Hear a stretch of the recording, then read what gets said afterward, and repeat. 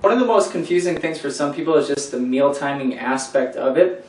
Now, I want to go over what workout days look like and what non-workout days look like, because your macros are going to change whether it's a workout day or a non-workout day, because we're centering some of your carbohydrates around your workout. And the reason we do that, we have a pre-workout meal, which you're going to have higher amount of carbohydrates than your other meals, because the carbohydrates are going to give you energy for your workout so you can work out at maximal intensity. And then you're going to have post-workout meals, which are going to have more carbs than your other meals as well, because that's going to help replenish glycogen stores and help the recovery process and ultimately stabilize your blood sugar so that your blood sugar doesn't drop too low and then you feel like crap the rest of the day.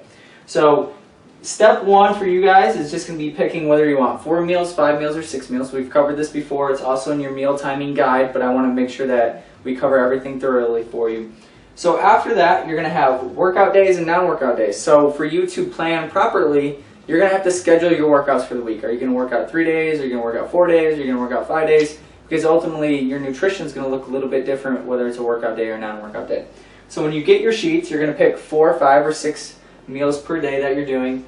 And on your sheets, you'll see the first thing that you'll see for your workout days, it'll say pre, post, and then 3 and 4 if you're doing 4, and then so on, whether it's 5 or 6. Now with that, your pre and post need to go around your workout time. It's going to show that it's the first meal of the day. It is not necessarily the first meal of the day. If you work out at 6 a.m., I'm pretty sure it's the first meal of the day. And if you're working out at, say, 5 p.m., you're probably going to end up eating it at like 3:30, 3 o'clock, somewhere in there. Now, timing is important in when you eat the meal. So if it's a pre-workout meal, for you to get the benefits of your pre-workout meal, you need to be eating anywhere from 60 to 90 minutes before. If you start getting like 30 minutes and sooner, all you're going to cause yourself is stomach distress, and trust me, the intensity of your workout is not going to be very high if you have stomach distress and you don't feel well, because your food's still trying to digest the food. And what happens when you work out, all your blood goes to the working tissues, and there's not a whole lot of blood in there, so it's really hard for you to digest the food, and you will feel it.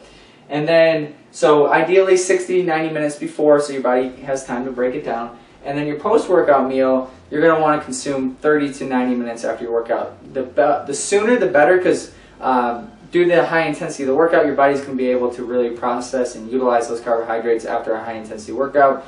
The later you move away from the workout, the less your body's going to be efficient at doing that. So try to get it within 30 to 90 minutes. And then the rest of your meals will be lower in carb throughout the day, because we want to keep insulin low so that your body is maximizing fat burning. Now Aaron's going to beat it over the head real quick of where the meals go and where they need to go into your daily schedule.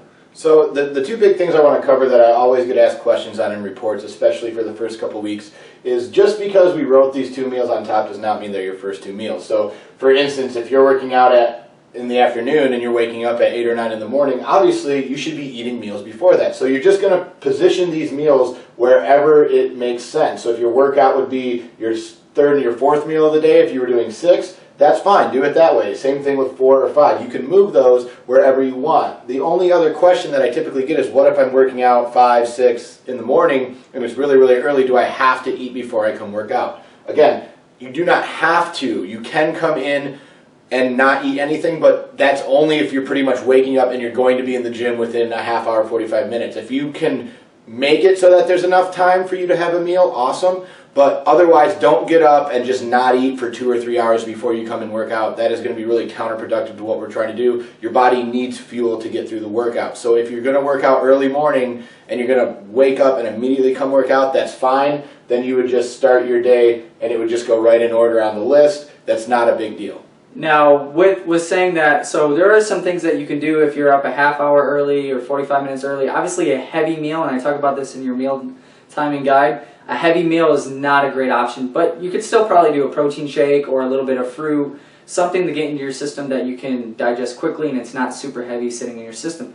The other thing, or you could just do a protein shake, or the other thing is you could do like branched chain amino acids before and then during your workout, which aren't going to, your body assimilates them very, very quickly. It doesn't have to work very hard to do that. But you're also getting protein in your system, because what's going to end up happening if you're always in a fasted state, your body's going to end up breaking down muscle tissue for energy, which is the exact opposite of what we really, really want. The last thing I want to hammer home is you'll see that on your non-workout days, your meals are more balanced. There's not going to be really high carb meals in certain spots and then low carb meals in different spots. It's just going to be balanced throughout the day. Now, meal timing is always best because it's the most optimal, but if you're really struggling with planning your meals and you just want to make it super simple, then just stick to the non-workout day template, and where it's really balanced and you're eating pretty much the same amount of protein, carbs, and fats at each meal. That is fine. You're still going to get awesome results with the program. Obviously, it's not optimal, but if it's optimal and you can't follow it, then it doesn't make a difference. So make your life easy. Whatever you're able to follow, just follow that and do it 100%.